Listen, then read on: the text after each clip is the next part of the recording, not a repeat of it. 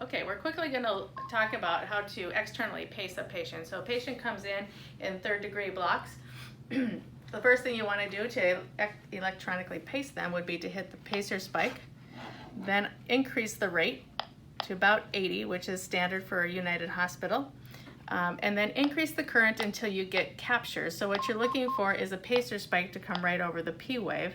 And as you see, I have not captured that P wave as of yet. So right there we go.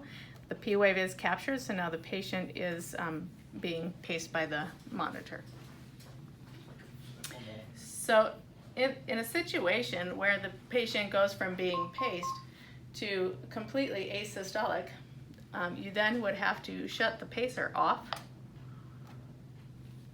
and we would take into consideration what to do with a patient who is in asystole or PEA. So this patient, if we're looking at him, we do notice that he still has a rhythm on the monitor, but he may be without any pulses. So on Maximus here, he's got femoral pulses generally, and so you palpate femoral pulses.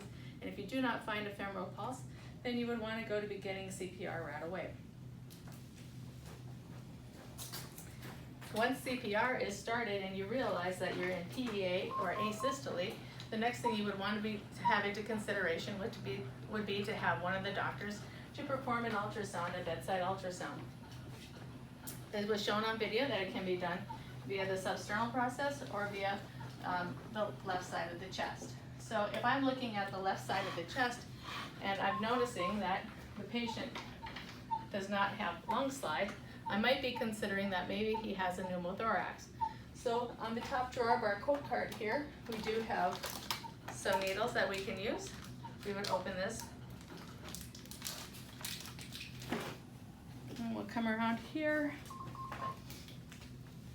And we're looking at Maximus for the second intercostal space, mid-clavicular line, which I have found right there. The needle goes directly into his chest for pneumothorax. See, I had found it. You put the needle right in, remove this stylet, and then the patient should be able to breathe spontaneously with the needle decompression. So another situation that may arise that is not related to a pneumothorax may be that the patient is just dry. Maybe he's post-op surgical patient and has had a large blood loss.